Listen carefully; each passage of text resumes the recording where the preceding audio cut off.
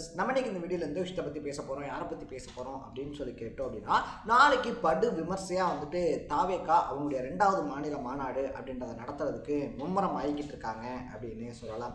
நாளைக்கு 3 மணிக்கு மாநாடு அப்படின்றது நடக்க இருக்கக்கூடிய இந்த சுச்சுவேஷனில் வந்துட்டு பார்த்தோம் அப்படின்னா, எக்கச்சக்கமான தடைகளை ஆளும் கட்சியாக இருக்கக்கூடிய திமுக இருக்கு இல்லையா, அவங்க தொடர்ந்து ஏற்படுத்திக்கிட்டே இருக்காங்க அப்படின்ற குற்றச்சாட்டும் வலுத்துக்கிட்டு இருக்கு அப்படின்னு தான் சொல்லணும். லாஸ்ட் டைம் வந்துட்டு பார்த்தோம் அப்படின்னா விக்கிரவாண்டி மாநாடு இருக்கு இல்லையா, அதில் வந்துட்டு பார்த்தோம் அப்படின்னா கொடுக்கப்பட்ட அழுத்தத்தின் காரணமாக வெறும் 75,000 சேர்ஸ் அப்படின்றது தான் போடப்பட்டிருந்துச்சு. பட் அதை தாண்டி வந்துட்டு மாநாடு படு பயங்கரமான வெற்றியாக இருந்துச்சு அப்படின்னே சொல்லலாம். உளவுத்துறையே பார்த்தோம் அப்படின்னா எங்கிருந்துடா வந்தானுங்க இந்த 5 லட்சம் பேர் அப்படின்னு சொல்லி மண்டையை பிச்சுக்கக்கூடிய அளவுக்கு வந்துட்டு அதுக்கப்புறமே தமிழக அரசியல் களம் அதிர்கிட்டு இருந்துச்சு. ஸோ இதுக்கு மத்தியில் வந்துட்டு பார்த்தோம் அப்படின்னா மதுரை மாநாடு இதை விட பல மடங்கு கூடுதலாக இருக்கணும் அப்படின்னு சொல்லிட்டு நாற்காலிகள் மட்டுமே பார்த்தோம் அப்படின்னா கிட்டத்தட்ட 1.5 லட்சத்துக்கும் மேற்பட்ட நாற்காலிகள் அட்வான்ஸ் கொடுக்கப்பட்டிருந்துச்சு அப்படின்னே சொல்லலாம். வரக்கூடியவங்க இருக்காங்க இல்லையா, அவங்க உட்கார்றதுக்கு போடப்படக்கூடிய வாடகை நாற்காலிகள் அப்படின்னே சொல்லலாம்.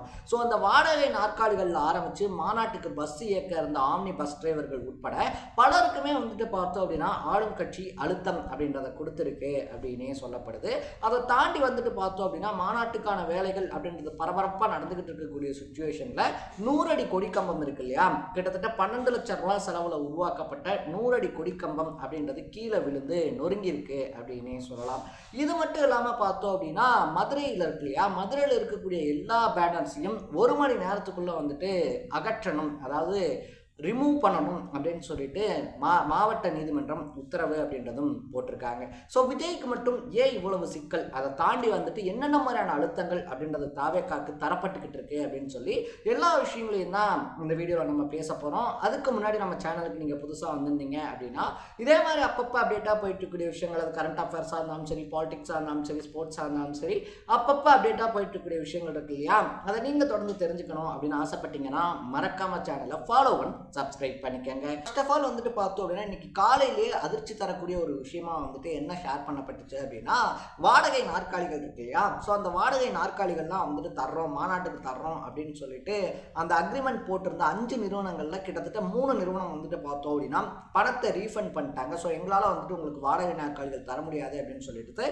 பணத்தை ரீஃபண்ட் பண்ணிட்டாங்க அப்படின்ற நியூஸ் தீயா பரவுச்சு அப்படின்னு தான் சொல்லணும். ஸோ உடனடியாக என்ன பண்ணுறது அப்படின்னு சொல்லிட்டு தாவேக்கா பார்த்தோம் அப்படின்னா பக்கத்து ஸ்டேட்டாக இருக்கக்கூடிய கேரளா இருக்கு இல்லையா, கேரளாவில் வந்து பார்த்தோம்னா இந்த வாடகை நாற்காலிகள் அப்படின்றத இறக்கியிருந்தாங்க அப்படின்னு தான் சொல்லணும். ஸோ ஒரு நாற்காலியில் கூடவா வந்துட்டு ஒரு உட்காரக்கூடிய சேர் இருக்கு இல்லையா, அந்த கூட்டத்துக்கு வரக்கூடியவங்க ஒரு பொதுமக்கள் அப்படின்னே சொல்லலாம். அந்த கட்சியை சார்ந்தவங்களா இருக்கலாம், சாராதவங்களா இருக்கலாம். இன்னும் சொல்ல போனோம் அப்படின்னா விஜய்க்கு வரக்கூடிய கூட்டம் இருக்கு இல்லையா, அதெல்லாம் வந்துட்டு அவருடைய அரசியல் பிரவேசத்தை ஆதரித்து வரக்கூடிய கூட்டம் கிடையாது.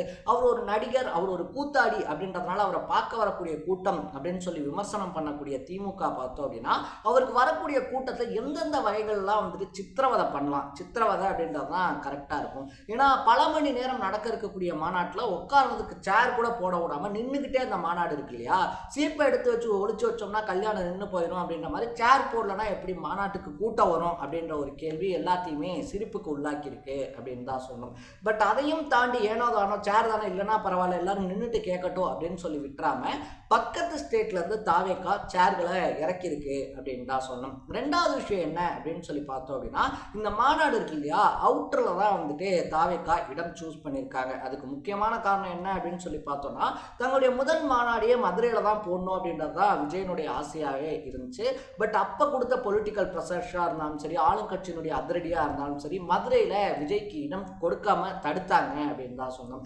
இதனால முக்கியமான இடங்களை விட்டுட்டு பார்த்தோம் அப்படின்னா விக்கிரவாண்டியில் இருக்கக்கூடிய சாலையில விவசாயிகள் வச்சிருந்த நிலத்துல பார்த்தோம் அப்படின்னா தூய்மை பணிகள் தான் வந்து பண்ணி அதுக்கப்புறமா மாநாடு அப்படின்றது போட்டிருந்தாப்ல. ஸோ செகண்ட் மாநாடை பொறுத்த வரைக்குமே பார்த்தோம் அப்படின்னா விஜய் வாயை திறக்கலை அப்படின்னு தான் சொன்னோம், அந்த இடம் உறுதியாகிற வரைக்கும். இப்போ வரைக்குமே வந்துட்டு பார்த்தோம் அப்படின்னா தாவேக்கா இருக்காங்க இல்லையா, தாவேக்கா சார்பில் வந்துட்டு அங்கே மும்மரமான பணிகள் அப்படின்றது நடந்தாலும் கூட அந்த இடத்தினுடைய உரிமையாளர் யாரு அப்படின்றத ரொம்ப சஸ்பென்ஸாகவே கொண்டு போய்கிட்டு இருக்காங்க அப்படின்னே சொல்லலாம். ஸோ அதுக்கு முக்கியமான காரணம் என்ன அப்படின்னா இல்லைன்னா அதுக்கும் வந்துட்டு பொலிட்டிக்கல் ரீதியாக அரசியல் ரீதியான அழுத்தங்கள் அப்படின்றது கொடுக்கப்படும் அப்படின்னு சொல்லிட்டு எக்ஸ்பெக்ட் பண்ணப்படுது. ஸோ மாநாட்டுக்கு ஒரு தேதி அப்படின்றத ஒதுக்கி பார்த்தோம் அப்படின்னா போலீஸ் கிட்ட பாதுகாப்பு அப்படின்றத கேட்குறாங்க. பட் போலீஸ் பார்த்தோன்னா அந்த டேட்லலாம் கொடுக்க முடியாது, இந்த டேட்டில் வச்சுக்கோங்கன்னு சொல்லிட்டு ஒரு 2-3 டேஸ் முன்னாடி சொல்கிறாங்க. ஸோ எல்லா கட்சிகளுமே மாநாடு அப்படின்றத தொடர்ந்து நடத்திக்கிட்டே தான் இருக்காங்க. பட் தாவேகாக்கு வரக்கூடிய அந்த ப்ரெஷர் அப்படின்றது மற்ற கட்சிகளுக்கு கொடுக்கப்படுறது இல்லை அப்படின்னு தான் சொல்லணும். நம்ம முன்னாடியே சொன்ன மாதிரி ஆம்னிபஸ் டிரைவர்ஸ் இருக்காங்க இல்லையா, அவங்களுக்குலாம் இதுதான் வந்துட்டு சீசன் மாதிரி, அந்த ஐயப்பன் கோயில் சீசன் மாதிரி பார்த்தோம் அப்படின்னா நாளைக்கு ஒரு நாளில் வந்துட்டு அவங்க மாத கணக்கில் சம்பாதிக்கக்கூடிய பணம் அப்படின்றத எடுக்கிறதுக்கான வாய்ப்புகள் அப்படின்றது இருந்தும் கூட தமிழ்நாடு அரசு ஒரு அழுத்தத்தை கொடுத்துருக்கு, ஆளும் கட்சியாக இருக்கக்கூடிய திமுக ஒரு அழுத்தத்தை கொடுத்துருக்கு அப்படின்னு வந்துட்டு சொல்கிறாங்க. அங்கே மதுரை மாநாடு இருக்கு இல்லையா, மதுரை மாநாட்டுக்கு போகக்கூடிய அந்த வாகனங்கள் அப்படின்றத இயக்கக்கூடாது, நீங்கள் இயக்கக்கூடிய ஒரு வாகனம் கூட விஜயனுடைய மதுரை மாநாட்டுக்கு போகக்கூடாது அப்படின்னு வந்துட்டு வாய்வழியான உத்தரவு அப்படின்றது பிறப்பிக்கப்பட்டிருக்கு. இன்னும் ஒரு சில இடத்துல பார்த்தோம் அப்படின்னா செல்வாக்கு மிக்க மாவட்ட செயலாளர்களாக இருக்கக்கூடிய திமுகவை சேர்ந்தவங்க அவங்களுடைய சொந்த கை காசை கொடுத்து உனக்கு வண்டி அந்த மாநாட்டுக்கு போச்சுன்னா எவ்வளோ லாபம் வருமோ அதே லாபத்தை நான் உனக்கு கையில் தரேன், பட் உன் வண்டி அங்கே போகக்கூடாது அப்படின்னு சொல்லி தங்களுடைய கை காசை போட்டாச்சு தாவேகாவினுடைய மாநாட்டை சீர்குலைக்கணும் அப்படின்ற முயற்சியில் ஈடுபடுறாங்க அப்படின்னு சொல்லப்படுது. மூணாவது விஷயமா பிரைவேட் ஆம்னி பஸ்ஸஸ் கிடையாது, வழக்கமாக அந்த ரூட்டில் போகக்கூடிய கவர்மெண்ட் பஸ்ஸஸ் இருக்கு இல்லையா, அதுவுமே வந்துட்டு அந்த வழியில் பஸ்ஸு போகாது அப்படின்னு சொல்லிட்டு மாநாட்டுக்கு போகணும் அப்படின்னு சொல்லி ஆவலோட வரக்கூடிய பயணிகளையாக இருந்தாலும் சரி, இல்லை தாவேக்காவை சார்ந்தவர்களையாக இருந்தாலும் சரி, அந்த வழியில் பஸ்ஸு போகாது அப்படின்னு சொல்லிட்டு இத்தனை வருஷமாக அந்த வழியில் போய்கிட்டு இருந்த பஸ் வேற ஒரு வழியில் சுற்றி கொண்டு போகப்படுது அப்படின்னு சொல்கிறாங்க.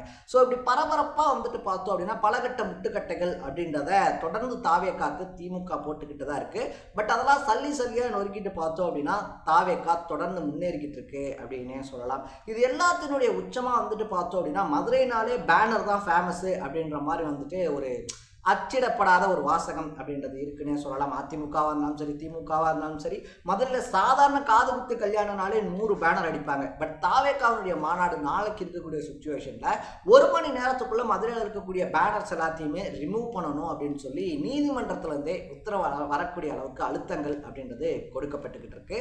இதுக்கு மத்தியில் தான் பார்த்தோம் அப்படின்னா 100 அடி கொடிக்கம்பம் இருக்கு இல்லையா, அது இன்னைக்கு நடப்பட இருந்துச்சு அப்படின்னே சொல்லலாம். ஆல்மோஸ்ட் நட்டு முடிக்கப்பட்ட சுச்சுவேஷனில் அதை போல்ட்ஸ் இருக்கு இல்லையா, போல்ட்ஸை டைட் பண்ணிக்கிட்டு இருக்கும்போது கிரேனினுடைய பெல்ட் அப்படின்றத அருந்து விழுந்து அந்த 100 அடி கொடிக்கம்பம் முழுசா நொறுங்கிடுச்சு அப்படின்னு வந்துட்டு சொல்லப்படுது. விக்ரவாண்டி மாதிரியே வந்துட்டு மதுரை மாநாட்டிலையும் 100 அடி கொடிக்கம்பத்தில் விஜய் கொடியேற்றுறதா ஒரு விஷயம் அப்படின்றது இருந்துச்சு. ஸோ கிட்டத்தட்ட 10 லட்சம் ரூபா செலவில் ரெடி பண்ணப்பட்ட அந்த கொடிக்கம்பம் இருக்கு இல்லையா, அது இப்போ விழுந்து நொறுங்கிருக்கு. முழுசா அது நொறுங்கினதுனால அதை மறுபடியும் எடுத்து நிற்க வைக்க முடியாது அப்படின்னு சொல்லப்படுது. நாளைக்கு மாநாடு தொடர்ந்து இருக்க சுச்சுவேஷனில் இனி ஒரு கொடிக்கம்பம் அப்படின்றத ரெடி பண்ணுறதுக்கான டைம் ரொம்ப கம்மியாக இருக்கிறதுனால ஒரு மாற்று ஆலோசனை அப்படின்றத தாவேக்கா பண்ணிக்கிட்டு இருக்காங்க அப்படின்னு சொல்லப்படுது. நல்ல விதமாக எந்த விதமான உயிர் சேதம் அப்படின்றது அங்கே ஏற்படலை. பட் அங்கே வந்திருந்த தாவேக்காவுடைய நிர்வாகி ஒருத்தருடைய கார் சுக்குநூறாக போயிருக்கு அப்படின்னே சொல்லலாம். அவருக்கு உரிய நிவாரணம் தரப்படும் அப்படின்னு சொல்லிக்கிறாங்க. ஸோ நீங்கள் தாவேக்காவுடைய மாநாட்டை எந்த அளவுக்கு ஆவலாக எதிர்பார்த்து காத்திருக்கீங்க, அதை தாண்டி விஜயனுடைய அரசியல் வருகையை பற்றி நீங்கள் என்ன நினைக்கிறீங்க?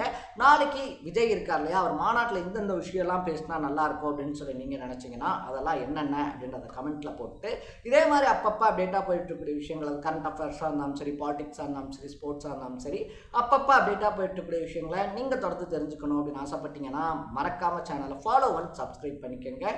நாளைக்கு இதே மாதிரி இன்னொரு இன்ட்ரெஸ்டிங்கான வீடியோட சந்திக்கலாம். தட பை பை.